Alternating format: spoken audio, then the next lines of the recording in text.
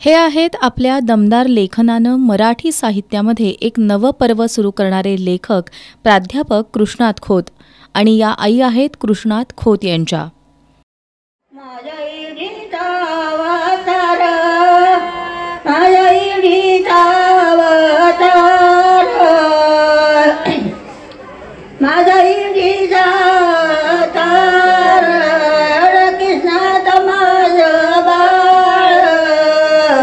संग सोन्याचं पवितार, संग सोन्याचं पवितार,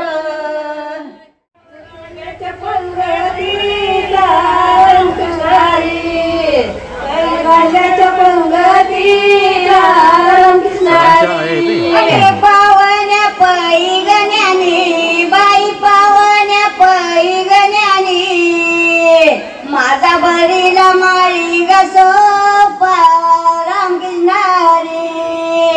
माझा बरीला माळी गसोपा राम कृष्णारी. ही गीतं ऐकल्यानंतर प्राध्यापक कृष्णात खोत यांना इतकं चांगलं लिहायला कसं येतं, त्याचा स्रोत काय आहे हे समजतं. ग्रामीण भागातील माणसातील निसर्ग आणि माणसातील संघर्ष मोठ्या ताकदीनं आपल्या शब्दांमधून मांडणाऱ्या या लेखकाभोवती एरवी विद्यार्थी आणि साहित्यप्रेमींची गर्दी असते. आज मात्र त्यांच्या भोवती आहेत त्यांना घडवलेली, त्यांना घडताना बघितलेली आणि त्यांच्याकडं बघून घडत असलेली त्यांच्या गोतावळ्यातील माणसं. 92 वर्षांची आई, भाऊ भाऊजया, भावांची मुलं, मामा मामी, त्यांची मुलं, काका मावशी, मावस भाऊ, बहीण, भाचे, भाच्यांची मुलं अशा 3 पिढ्यांचा गोतावळा त्यांच्या कौतुकासाठी जमला होता. त्यांचे भाचे संजय बजागे यांच्या पडवळवाडी इथल्या आनंद रिसॉर्टमध्ये. निमित्त होतं प्राध्यापक कृष्णात खोत यांना जाहीर झालेल्या साहित्य अकादमी पुरस्कारानिमित्त त्यांच्या सत्काराचं. त्या आपल्या नात्यातल्या माणसानं साहित्य क्षेत्रात मिळवलेल्या या यशाचा आनंद जमलेल्या सर्वांच्याच चेहऱ्यावर दिसत होता. दख्खनचा राजा श्री ज्योतिबाची मूर्ती देऊन सर्व गोतावळ्याच्या वतीनं प्राध्यापक कृष्णात खोत यांच्यासह त्यांच्या सहचारिणी सुनीता खोत यांचा सत्कार करण्यात आला. सत्कारानंतर आपल्या भावना व्यक्त करताना प्राध्यापक कृष्णात खोत यांचा कंठ दाटून आला होता. आमचे सगळे नातेवाईक हे किमान नदीच्या काठाला असणारे आणि फक्त एकमेव आम्ही असं की नदी असणारं गाव. मला नेहमी असं वाटायचं, माझ्या आईची इच्छा कायम होती की उसाचं रान पाहिजे. मी 5-10 वर्षापूर्वी माझी पिंपळ्याची मावशी वारली, त्या मावशीनं मला उसाचं रान घेऊन दिलं. त्यानंतर आम्ही उसाचं रान खूप केलं.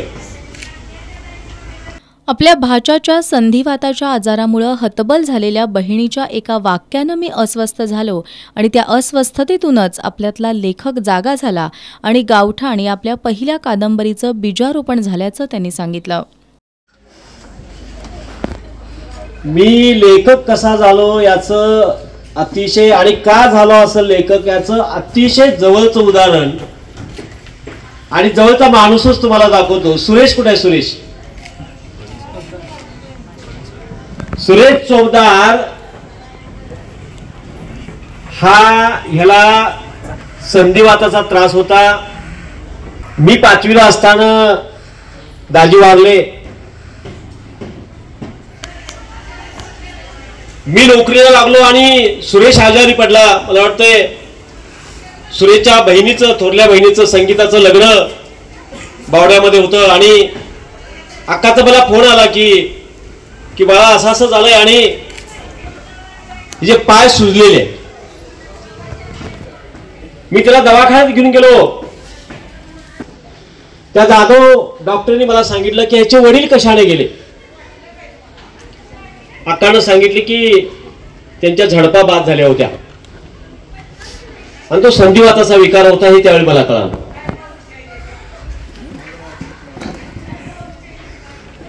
ते डॉक्टर म्हणाले की या मुलाला वडिलांचा असणारा आजार होऊ शकतो. जर आता लवकरात लवकर नाही जर याच्यावर उपचार केले तर वडिलांची व्याधी हा संधिवात आहे, तो पुढच्या पिढीला जातो, तो पुढच्या पिढीला गेलाय. मी आणि अक्का आणि तो मुलगा CPRला गेलो आणि त्या ठिकाणी अक्काने एक वाक्य बोललेलं आहे. ते वाक्य म्हणजे गावठांची माझी निर्मिती आहे. अक्का मला काय म्हणाली, बाळा काय असेल बघ माझं नशीब, बिचाराचा कधी राग आला नव्हता मला, म्हणजे नवऱ्याचा कधी राग केला नाही अक्कानं. त्या दिवशी एक वाक्य अक्का म्हणलेली मला आठवतंय, बीच्या बी आणि कीडच्या कीड देऊन गेला बाळा. म्हणजे मुलगा जन्माला घालून गेला नवरा, पण त्याच्याबरोबर कीड पण देऊन गेला. हे वाक्य गावठांच्या निर्मितीचं होतं आणि मी लेखक म्हणून सुरुवात केली. लेखक म्हणून सुरुवात झाली ही अस्वस्थपणातून झाली. त्यानंतर मी लिहित गेलो. गावठांना खूप यश मिळालं. आपल्या जडणघडणीत योगदान देणाऱ्या सर्व नातेवाईकांबद्दल त्यांनी कृतज्ञता व्यक्त केली. एक माझी मिसेस BH होती. बीएडला कुठे घ्यायचं, बीएडला पैसे नव्हते मला. आप्पा इथं बसलाय, आप्पाला मी फोन केला की म्हटलं मला पैसे नाही बाबा बीएडला, आणि आता तर लग्न झालंय नुसतं. तो म्हटला तू इकडे ये नुसता. मी गेलो. आप्पानं त्यावेळेला ही 1900 म्हणजे 2000ची गोष्ट आहे. 2000ला 7,000 10,000 म्हणजे खूप मोठी रक्कम. आप्पाने लगेच 7,000 रुपये मला लागत होते. हे 7,000 रुपये घे, पण बीएडला घेऊया. मला मामांची आठवण येते. मामाने खरं तर आम्हाला जगवलं असं आम्ही म्हणतो. आमच्याकडे काही नव्हतं. इथं आज अक्का ही बांधून ठेवत होती गोतावळा. आम्ही नेहमी म्हणायचो की कोडोलीच्या अक्काकडे जात असताना भीती वाटते. पहिला शब्द कशाला आलास, पहिला शब्द ठरलेला. हा शब्द झाला की दुसरा एखादा नवीन पाहुणा असला की दचकणार, आता परत जाऊच नाही असं वाटायचं. पण तिथून पुढे पहिला शब्द संपला की तिथून पुढचं जे तिचं वागणं आहे ते लक्षात द्यायचं की आता परत इकडे यायला पाहिजे परत.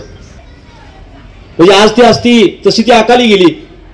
आज ती असती तर या ठिकाणी ह्या सगळ्यांना असं घेऊन सगळं हे दाखवत आणि नाचत राहिली असती की बघा की कृष्णातनं काय केलंय म्हणून.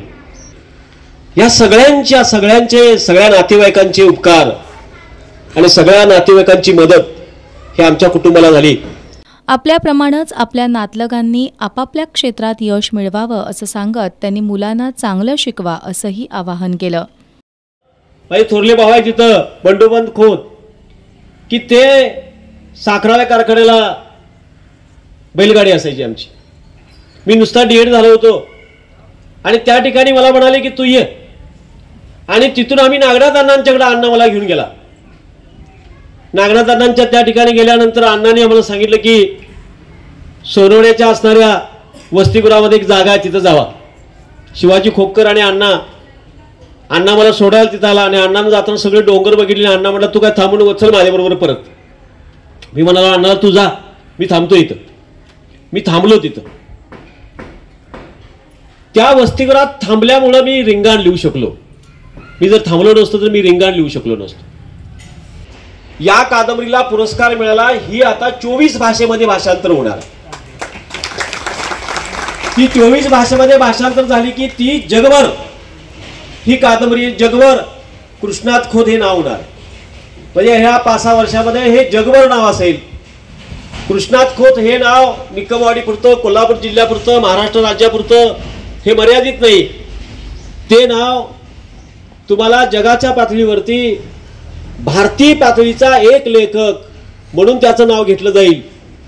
मी सगळ्यांना अशी विनंती करेल की आपल्या मुलांना चांगलं शिकवा, आपल्या मुलांना योग्य दिशा द्या. आई वडिलांची काळजी आपल्या मुलांनी घेतली पाहिजे.